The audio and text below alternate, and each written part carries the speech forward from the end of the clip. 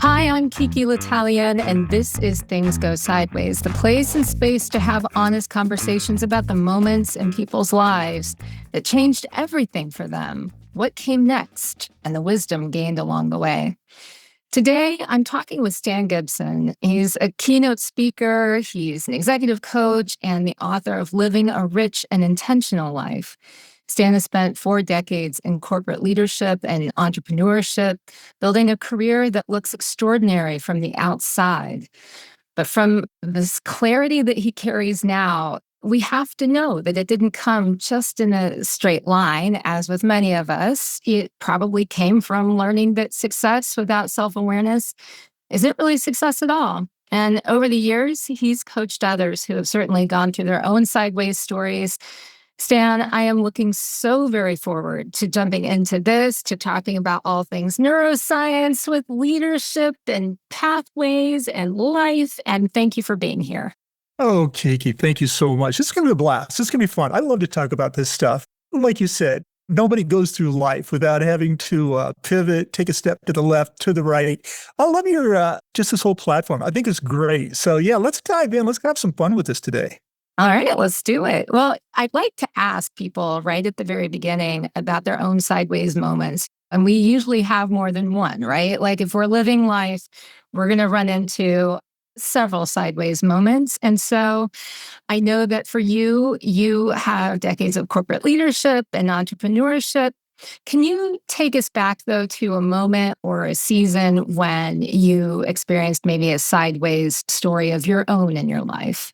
Yeah, I'd love to, KiKi. And if you don't mind, can I take you to 2 of them? I want to take you to one on the front end of my career, which we said was 4 decades ago. And I want to take you to one, I don't want to say at the end, because I am so immersed into my career now. I love what I do as an executive coach, helping people find intentionality. But I want to take you to both, because both situations, they weren't planned. When I first started out, I moved from the Midwest to Dallas.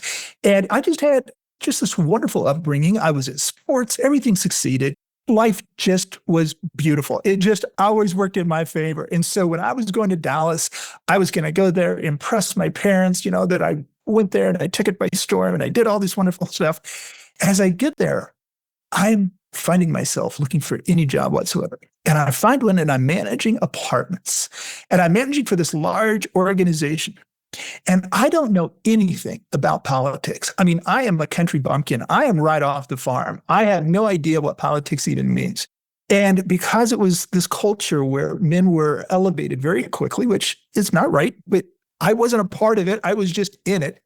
I was in this environment where they wanted to suppress new people coming in that were 6'6", that were athletes, that were always getting promoted to the top.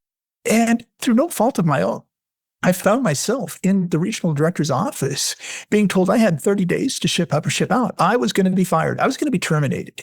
And I don't even know what I did, KiKi, but all I know is I was part of something that I was not prepared for. And this is on the front end of your career. And this is the part of the career for many of your listeners where, we all want to get ahead. We all want to do well. We all want to show up well. And, I can remember that moment so vividly because I'll tell you what, I went back to my apartment. I went into my room and I just cried. I just cried like a kid. I mean, like a baby. It's like I'm a failure. And I remember pulling myself together, KiKi, and I remember taking a piece of paper, and I wish I had that piece of paper to this day. But I said, enough.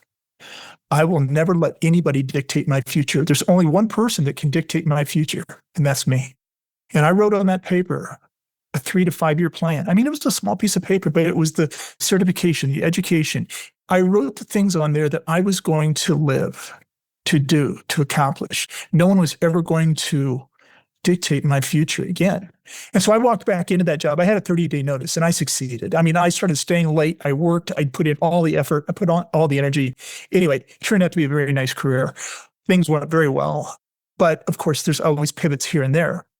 But let me take you to the end of my corporate career, because I worked for a huge Fortune 100. It was an executive, and I was asked, like everybody else, we're going to be paring this company down. Now, this is a company that had 300,000 employees, very large organization.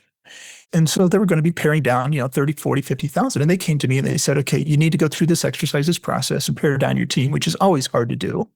But I knew the people that wanted a retirement package. It was easy for me because I knew the people that were going to be happy to get it. And so the day came and I'd already kind of prepped some of the people that it was coming.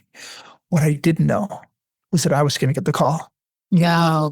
And they said, not only are you being not terminated, because that's the wrong term, but your job is being displaced, but we're also displacing more people on your team. And I had no idea. And they pretty much decimated everything. And I always tell the story. It's a good story because even to this day, and that was 5 years ago, some of the people are just devastated. They just can't let it go. For me, I already had a plan B. You see, I even have a podcast called the Inspiration Podcast with Stan. And I put a podcast on this, always have a plan B. You see, prior to that day, that was February 25th, 2021. And at 8 o'clock on February 26th in the morning, I already had a book written. I'd already been doing motivational speeches. I had already had a website. I had already been coaching executives before and after work. I had spent the last 10 years preparing myself for what I am most passionate about. And so never let a good pandemic go to waste. So during the pandemic, I'd been speaking for quite a while, and people say, where can I buy your book? It's very inspirational. I didn't have one. So again, my mother always said, before I pass, give me a book to read. So that was part of my motivation, along with just having something in my hands and an accomplishment. So that's when I wrote Living a Rich and Intentional Life. I work with a lot of clients about having a plan B and about having intentionality in their life. Let me tell you just one more story. I was in probably around my mid-late 40s, and my wife and I went out to dinner. And my wife and I, we've been married for 44 years. We knew each other in third grade. It's one of those storybook kind of relationships. So we went out to dinner. And this guy walks over, and it's not just any guy, it's a friend that we know, and his name is Jerry. And in fact, this is the first chapter of my book. And he walks over, and he's a CEO. He's a foster dad. He and his wife have a marriage ministry around the world. He's just one of those guys that you're just blessed to be in his presence. And we hadn't seen Jerry in a while. In fact, my wife and I had taken a few just weekend trips with he and his wife, probably 5-6 years earlier, but we hadn't seen Jerry in a while. Again, he's CEO of this company, and he's just a great guy. And he walks over, and it's just, Jerry, how you doing? It's great to see you, man. We haven't seen each other in a while, and it was just nice. After that, Jerry walks away, and he walks back over about 5 minutes later. And he says, Stan, I just feel like I need to tell you this.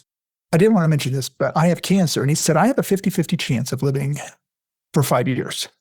And when somebody says something like that, you don't know how to respond. You're searching for the words. And before I could get them out, he said, no. I didn't come over here to make you feel bad. He said, I came over here to tell you that while I wish I didn't have this diagnosis, this has been the best 90 days of my life. He said, there's a saying, Stan, and he leaned in and he looked at me and he said, when death becomes certain, life becomes rich. When death becomes certain, life becomes rich. And when he said that, it was just this feeling that came over me of this richness that he has. And he said, I've had conversations with my wife we've never had that are just so rich and deep. I've taken my kids on individual vacations and said, what do you need from dad before he leaves? I work around the clock. I'm a control guy.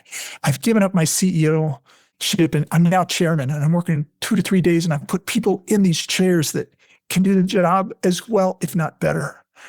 And he said, I'm spending Wednesdays, and I always want to learn how to draw. And he said, I can only do stick figures. But he said, you know what? I took another friend who's going through the same situation, and we go down and we meet with an artist.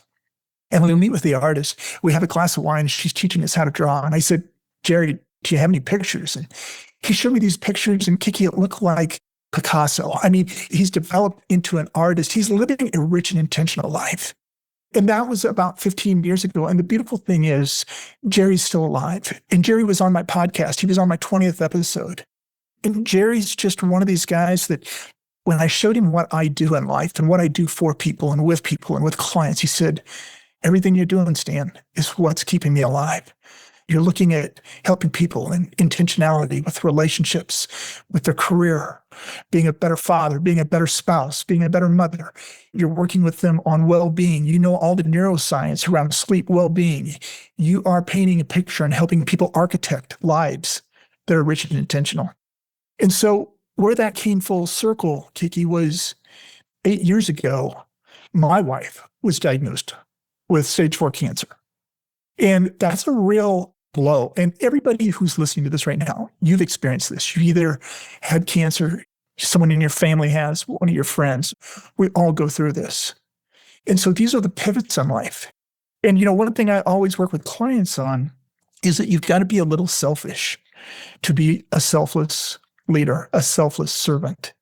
And what I mean by that is you got to take care of you so that you can take care of other people. And when my wife had stage 4 cancer, and we were blessed that she's beat it, she's been in and out of remission since. So God is still working the miracle in her life. But it really dawned on me the things that I teach my clients about routines, getting up in the morning, extra early, making it all about you, mind, body, soul, taking care of yourself. Because I want that first hour and a half. I want to prep myself so that I can take care of her. I want to take care of the people, my clients. I want to take care of my colleagues. I want to take care of my grandsons. I want to take care of everybody. And I can't do it if I'm running on half a tank. So you got to fill your tank first. And so that's why I believe so much in intentionality. And I have a journey that I take clients through that works very specifically on intentionality and going from chaos to clarity, going into visioning, going into self-awareness, deep levels of self-awareness. I want people to have so much self-awareness that they feel like they're the Katie Ledecky or the Michael Phelps of their swim lane. They can win any race by 5/100,000th of a second because they're that good in their swim lane. And then they know who needs to be in the swim lanes beside them. Yeah. That does a different type of a race better than they do. And when you can surround yourself with this orchestra of people that you can support them and they can support you, life becomes really rich and intentional. It becomes beautiful. And so that's a lot of what I do with clients. And we work through not just affirmation statements and I am and identity statements. I mean, the brain will allow you, and you know this, the brain will allow you, it's called angioplasticity. The brain will allow you to grow. It grows. The way we show up isn't the way we have to be the rest of our life. We can actually take what's been supplanted in our amygdala, our subconscious, and we start remembering things when we're 4 and 7 years old. And people put things in our mind that become truth. They're lies. And it isn't until we use what's called the reticular activating system to say, no, I'm going to choose what truth is. And we put it into the prefrontal cortex. We put it into the limbic system. We put it into the parts of the brain that says, no, here's what truth is. And the most important thing is, here are the strategies. Here are the things I'm going to do to support those affirmations. And then I take my clients a little further. We go through either scripture or quotes or whatever will help reinforce those affirmations and those strategies. Again, as you build out your career, as you build out your relationships, as you build out your well-being, as you build out your spirituality, as you build out your mindset. And when you do all of this and you record it on your phone and you listen to it every morning before you wake up, before your feet ever hit the ground, it starts to become reality. It's called the servo mechanism. And it's just like a heat-seeking missile. Once you start to define what you want in life and you have a strategy to go about it and you let your brain take over, you truly start to live a rich and intentional life, KiKi. What I am processing right now as you shared all of that is when these sideways moments happen for people, a lot of times they're not even sure what swim lane they're supposed to be in. You mentioned taking people from chaos to clarity.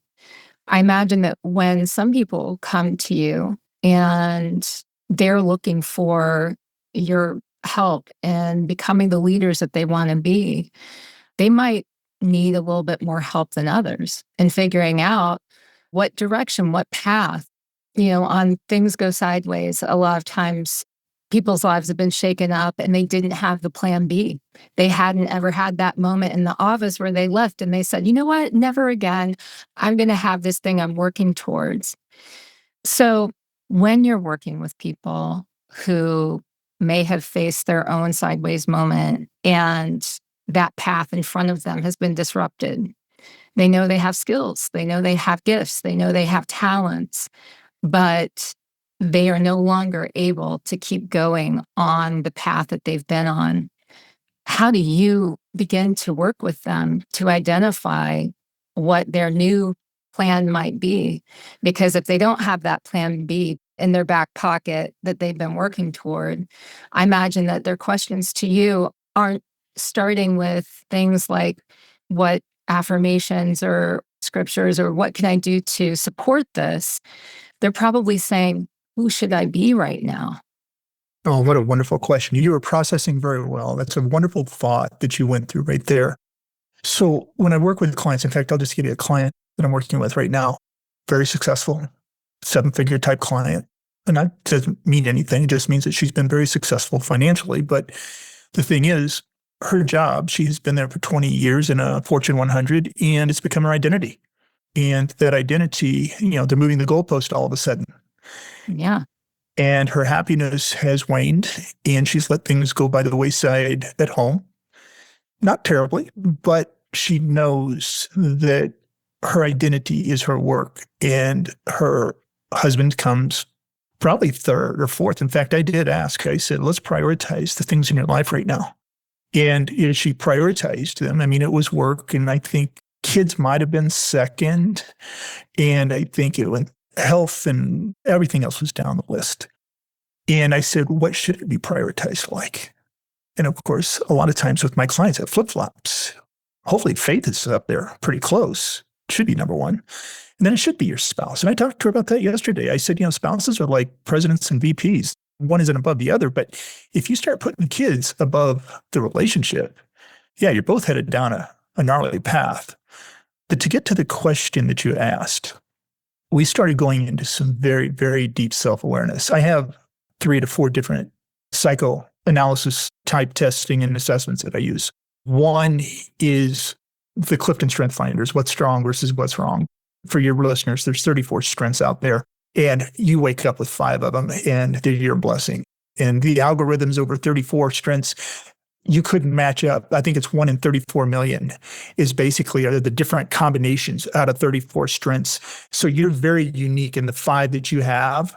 But we take it even further, and we go into something that a friend of mine, Rex Miller, designed and developed. And it's called the Genius Paragraph. And what we do is we take those 5 strengths and we go granular with each of the strengths. And there are sentences that are designed and developed out of each strength. And what we have after we do this, with each strength, we have 5 sentences. We now have a paragraph.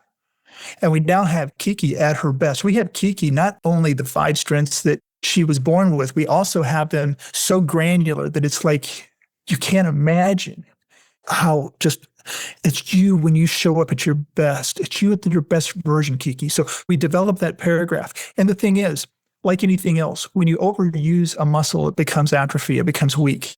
Those 5 strengths become kryptonite too. So we do the same thing. We develop a paragraph, a kryptonite paragraph. So right now we've got a genius paragraph. We've got a kryptonite paragraph. And the Clifton Strength Finders can change a little bit over time. It depends on the season of life you're in. So I like that for looking at the season of life you're in, what's strong, not what's wrong. I also then go into the Enneagram. In the Enneagram, there's 9 different numbers. And what I love about the Enneagram, it's a very complex 1,500-year-old assessment, but yet it does such a good job. It's a DNA thing, by the way. It's how you were born. So it's not going to change over time.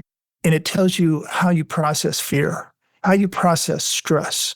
It tells you more granularly about how you show up under certain situations, whether it be in relationships, whether it be as a parent, whether it be as a colleague, whether it be in work. It really defines how you address stress and fear and other things. And so I love that one. And then, I've been using the Culture Index, which is really more work-related, and my partners, they've got a license for it, and I love it because it really gives you a good idea of how you're showing up at work. And when I take these 3, and God bless artificial intelligence, and I've learned how to use it very efficiently. And when I start to integrate these assessments and I start to integrate what I know about the client, where they are in life, like this client that I'm talking about, she's been delusioned after 25 years. And I said, if they were to fix everything, do you think you'd still work there? She goes, no, I don't think I would. There's a bigger purpose. There's a bigger meaning in life. So when I can incorporate that kind of information into these assessments, I come up with an integrated assessment that really is very moving. I mean, I really believe you have to know who you are and who you're not. And every time she will bring something up, we can go right back to that document and we can say, you see, it's those strengths that are jumping off the page, or it's that kryptonite that's starting to rear its head. So now we've got a good platform of knowing our own self-awareness. From there, once we get through that, and that can take a little while, then I go into a visioning process. And the thing about this visioning process, and she mentioned this, I was on a call with her yesterday. She goes, the reason I love this is because I customize it, by the way, with 6 to 7 really thought-provoking questions, but it's assuming 5 years out and looking back. Who are the people that you aligned with that made your dreams come true? What were the routines and the decisions you made that were the hardest decisions that helped you get past your pivot point? I mean, it's going out and assuming this success and coming back and answering questions that got you there. And it takes a long time. It can take a couple of months to go through it and to just write it out and to think through it. But once you start to have the future come back at you, and you know who you are and you know who you're not, now you've got an even better framework for starting to understand what this next pivot might look like.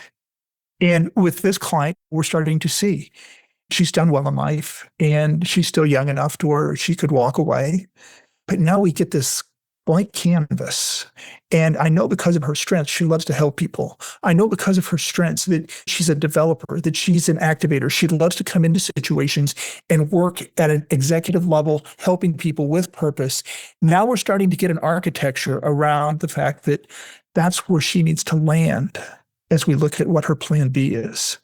And so this is going to take some real work. And that's where the third piece of this stool comes in. And the third piece is now coming up with this new identity. What's this new identity look like?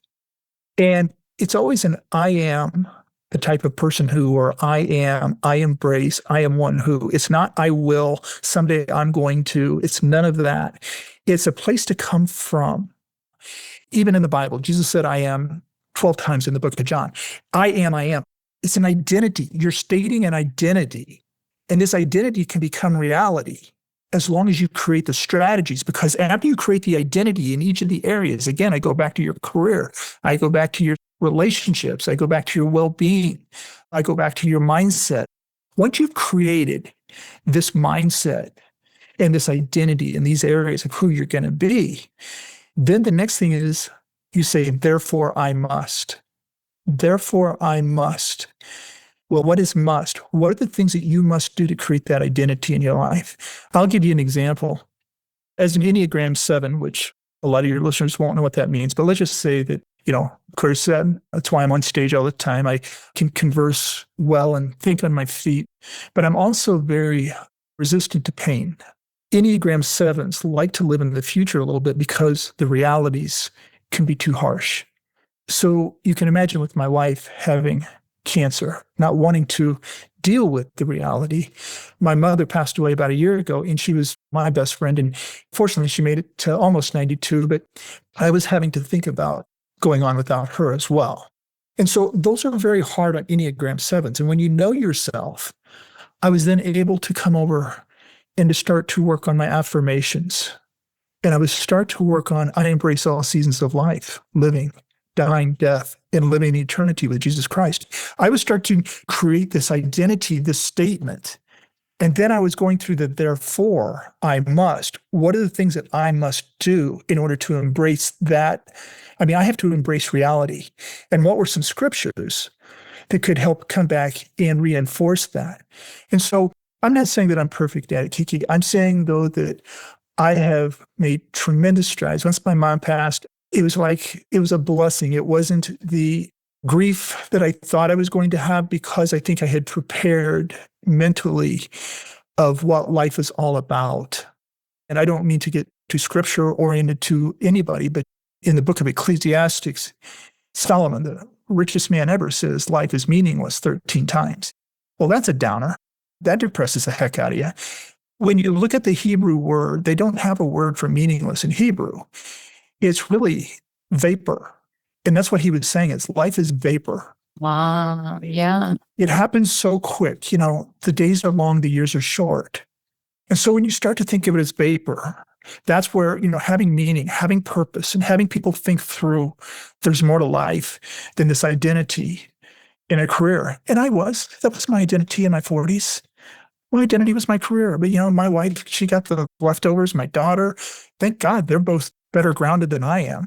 Now, all I've got to do is spoil her two twin 4-year-olds. But anyway, that's the process, KiKi, that I take people through that don't know where they're headed. And over this process, they'll find that clarity. They'll see exactly how God designed them and what they should do from a purpose standpoint. I want to go and talk to you separately and tell you all my Clifton strengths. I've done the Clifton Strengths Finder, the Enneagram, the Culture Index, and say, take this and tell me all of the things I need to know. But I have to say, what a fantastic approach and journey for folks to be able to go through and to learn so much about themselves and to understand the different ways that they're engaging, whether it's how they're processing fear and stress or how they're showing up to work, or what are those inherent strengths that they have already that are working for them and the things that are working against them in life. But this envisioning a new identity too. I'm a person who, and therefore I must. It's amazing, this process. My question for you is, at this point, as you've learned so much and you continue to learn from the people you coach, certainly, but you've spoken on stages, you continue to speak on stages, you coach executives. What's the part of this work that still catches you off guard? What's the thing that you didn't expect when you started maybe, or that has maybe surprised you after all this time in the work that you do? Yeah, it's a great question. I go back and forth on this because I work with people that really want to take this serious. And, the part of the equation that I kind of left out is, again, we operate in the subconscious between 60 and 90% of the time. And we just, like I said, we take memories from 4 to 7 years old and we make them truths. And very rarely do we start to really think on our own and say, you know what, that was placed on me by a parent, a relative, a friend that meant well, but it was their own baggage from their parents or from their friends or from the generation before them. When am I going to break that generation? When am I going to stop and understand what truth really looks like and what it can be? But you ask a great question, what is it that surprises me? And I think it's just the number of people that they would just rather live on autopilot. And it isn't that they don't want to get better. It's just effort. One of the key things about the process that I teach is, again, it's the beautiful thing of your phone. It can be the biggest devil that we have, but it has a recorder on it. And when you're able to go ahead and you're able to voice and record your affirmations and your therefore I must and your quotes or your scripture, when you're able to voice record these things. And in the morning, I get up just a little bit before my wife does, but I just reach over, put my earphones in, my phone's right there. I know you're not supposed to have it in the bedroom, but mine's on silence. I hit the record and I'm listening to my 90-day plan. I'm listening to my 90-day affirmation. I'm listening to my 90-day, therefore I must. And on certain days, I take a break from it and I just listen to the scripture, the quotes. And when you start to listen to it, this is the part of the neuroscience that starts to develop the servo mechanism. And the servo mechanism was developed by, I'll just tell the story real quick, by Dr. Maxwell Maltz. And I don't know if you're familiar with psychocybernetics. My wife and I think, it's just been our go-to book for years and years and years. And I don't listen to it often enough, but I will tell you, back in I think it was in the 1950s, Dr. Maltz, he was a plastic surgeon. So when people, they wanted to have a better nose, a better jaw, a better this, a better that. And so he would fix all these exterior things on people to help their self-esteem, to help their mindset. And what he found out was that after 6 to 8 months, they went right back to the same mindset. It wasn't what was on the outside that was holding them back. It was what was on the inside. And so he changed professions. And he wrote this book called Psychocybernetics, and it's on visualization. It's on, the servo mechanism, which is the one thing of when A lot of times with clients, when they think they know what they want, I'll have them vividly describe it. I mean, I had a client that wanted to move to Miami. Tell me about this house. What's it look like? What color is it? What color are the shutters? How big is it?